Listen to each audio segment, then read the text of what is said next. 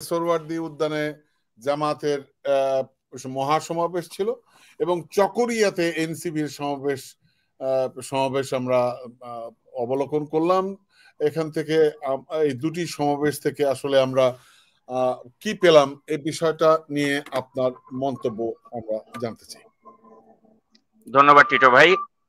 আমি মনে করি আসলে এই যে জামায়াত ইসলামের যেটা আমরা দেখলাম আজকে, যে একটা বড় ধরনের শোডাউন সোহরাওয়ার্দী উদ্যানে, তো দল হিসেবে আমি মনে করি এটা জামাতের জন্য একটা মানে দীর্ঘদিন পর তারা এভাবে একটা সমাবেশ করার একটা সুযোগ পেল। আপনি জানেন যে হাসিনার ওই ফ্যাসিবাদী শাসনের সময় তাদেরকে যেভাবে কোণঠাসা করে রাখা হয়েছিল এবং তাদের নেতাদেরকে যেভাবে একটা জুডিশিয়াল কিলিং করা হয়েছিল, তো এই দলটাকে তো আসলে হাসিনা চেয়েছিল একদম শেষ করে দিতে। তো সেখান থেকে একটা মানে ফিনিক্স পাখির মতো যে জামায়াত ইসলাম তারা যে উঠে আসলো এবং উঠে এসে তারা যে আজ একটা শফিকের নেতৃত্বে তাদের যে দলটা গঠিত হলো এবং তারা যে এত চমৎকার করে একটা মানে সমাবেশ করলো, অবশ্যই এটাকে আমরা অ্যাপ্রিসিয়েট করি।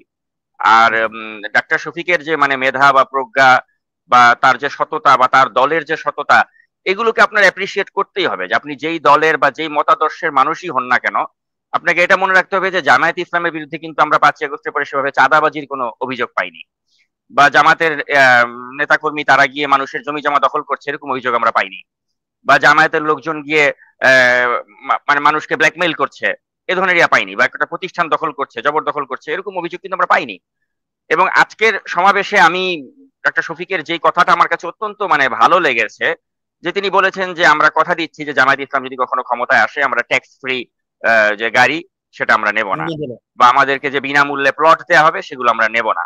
অর্থাৎ এই যে আর্থিক যে সততা, বা এটাই কিন্তু আমি মনে করি জামায়াতের রাজনীতির অন্যতম প্রধান একটা পুঁজি। এবং সেটাকে হাইলাইট করি যে ডাক্তার শফিক বক্তব্য রাখলেন, এটাকে আমি অ্যাপ্রিসিয়েট করি যে তিনি এটাকেই জোর দিয়েছেন যে তাদের যে আর্থিক সততা, এটা হচ্ছে জামায়াতের রাজনীতির একটা অন্যতম ইউএসপি বা ইউনিক সেলিং প্রপোজিশন আমি যেটা মনে করি। তো আমি মনে করি যে এটা একটা অত্যন্ত গুরুত্বপূর্ণ দিক ছিল আজকে সমাবেশের।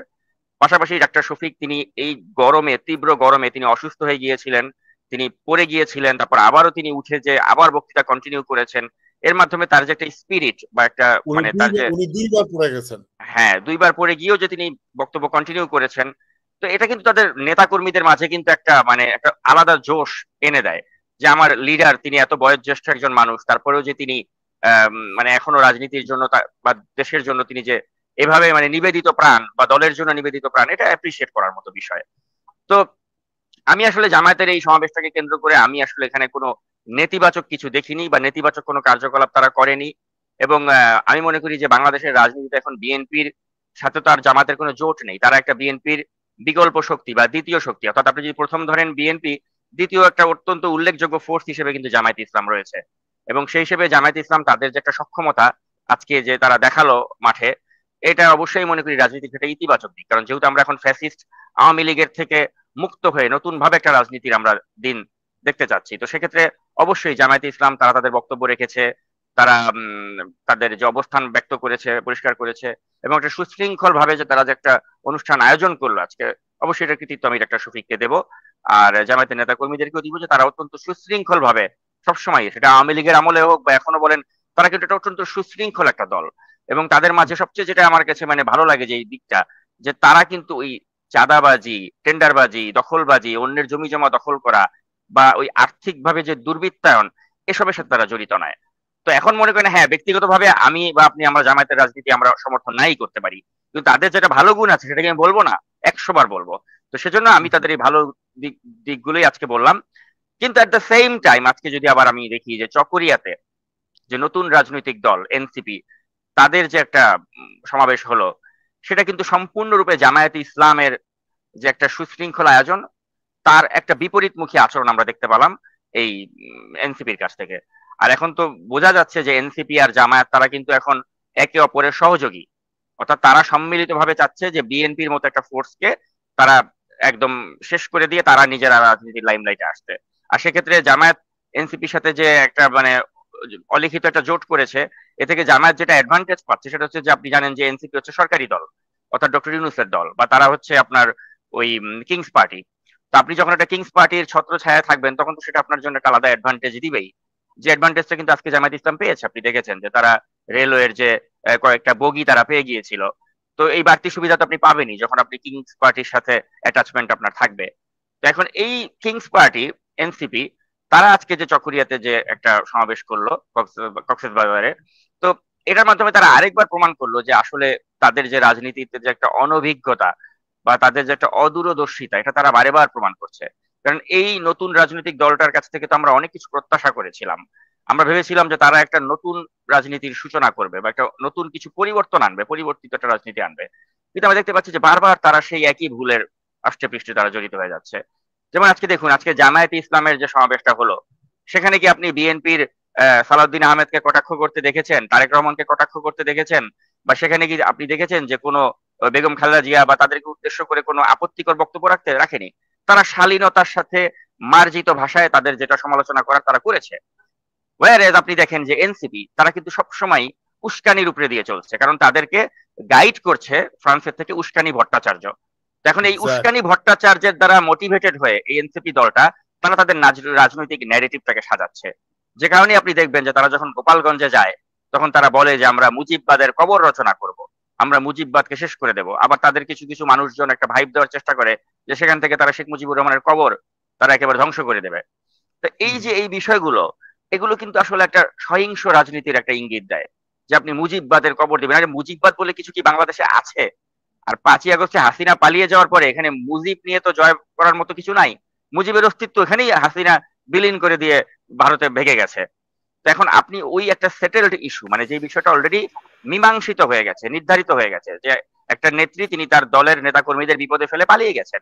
এখন আপনি যদি বারে বার আপনার রাজনীতির উপজীব্য হয় যে আপনি ওই মৃত দলটি, মানে যে দলটির কবর রচনা করে দিয়ে গেছে তার নেত্রী স্বয়ং, আপনি বারে বার ওই দলটাকে সমালোচনা করবেন, তাদের যিনি প্রধান নেতা শেখ মুজিব তাকে গালমন্দ করবেন, এবং ওইটাকে যদি আপনার রাজনীতির মেইন পুঁজি করেন, এবং আপনি যদি বলেন যে আমি মার্চ টু গোপালগঞ্জ করব এবং ওখানে একটা ভীতিকর পরিস্থিতির সৃষ্টি করেন, তো ওগুলো তো আসলে খারাপ।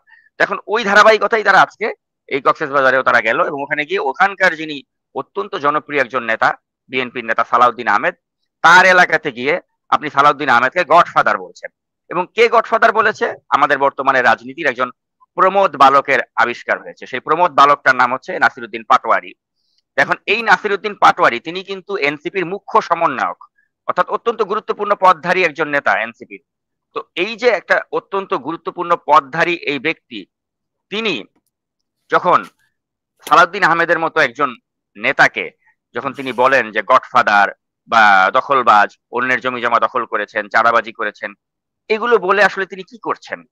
তিনি একটা মানে ডাইরেক্ট একটা দেশের অন্যতম প্রধান একটি রাজনৈতিক শক্তির যারা জনগণ বা যারা ভক্ত রয়েছেন তাদের সাথে তিনি যুদ্ধ ঘোষণা করছেন, বা তার এই এনসিপি নামক রাজনৈতিক দলটিকে তিনি কিন্তু মানুষের কাছে ঘৃণিত করছেন।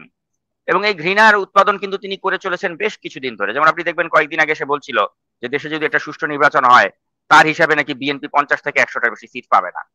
এখন এই যে এ ধরনের বালখিল্যতাপূর্ণ কথাবার্তা বলে এই পাটোয়ারি আসলে কি প্রমাণ করছে? পাটোয়ারি প্রমাণ করছে যে এটা আসলে একটা কিছু মানে বাচ্চা ছেলে পেলে দিয়ে গঠিত একটা বাচ্চা ছেলেদের দল, যাদের রাজনৈতিক মেধা বা প্রজ্ঞা কিন্তু আসে নাই।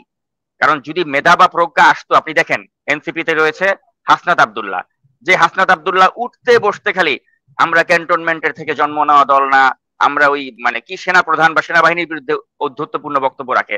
অথচ সেই হাসনাত আব্দুল্লাহ সহ তাদেরকে আমরা কি দেখলাম, যে যখন তাদের উপরে আক্রমণ হলো তারা সেই সেনাবাহিনীর গাড়িতে করে তারা কিন্তু পলায়ন করলেন, তাই না? এপিসিতে করে তারা পলায়ন করলেন। তো এখন কথা হচ্ছে, আপনি যে সেনাবাহিনীকে গালাগালি করছেন সেই সেনাবাহিনীর সদস্যদের দ্বারাই কিন্তু আপনাকে নিজের যান বাঁচাতে হচ্ছে। আবার আজকে কক্সবাজারেও কিন্তু একই অবস্থা হলো। কক্সবাজারে গিয়ে এই চকরিয়াতে গিয়ে যখন তারা হামলার শিকার হলো, তাদের মঞ্চ ভেঙে দেওয়া হলো, তখন যান বাঁচাতে কিন্তু তারা ওই চট্টগ্রামের ওই কক্সবাজারে তারা যে ক্যান্টনমেন্ট ওখানে গিয়ে আশ্রয় নিল, বা সেনা ছাউনিতে গিয়ে আশ্রয় নিল, সেনা সদস্যদের দ্বারা নিজেদের জীবন রক্ষা করলো। তো আমার কথা হচ্ছে যে আপনি যেই কথায় কথায় সেনাবাহিনী, সেনা প্রধান এদেরকে নিয়ে গালাগালি করেন, আবার জীবন বাঁচাতে এই সেনাবাহিনীর সহায়তাই আপনার লাগে। তা আপনি হচ্ছেন সেই ধরনের রাজনীতি করছেন যে রাজনীতিতে আপনি সংঘাত উস্কে দিচ্ছেন। আপনি ওই উস্কানি ভট্টাচার্যের মতো লোকদের দ্বারা মোটিভেটেড হয়ে তারা আপনাকে যে বুলি বা যে ন্যারেটিভটা শিখিয়ে দিচ্ছে ওটাই আপনি করছেন, কিন্তু ওটার ফলশ্রুতিতে আমাদের দেশ বা জাতি যে একটা কতটা অস্থিরতার দিকে চলে যেতে পারে, বা আমাদের রাজনীতি কতটা কলুষিত হতে পারে, বা আমরা যে একটা কত বড় একটা মানে বিপদের মুখে পড়তে পারি, সেটা আসলে আপনারা কিন্তু রিয়েলাইজ করছেন না।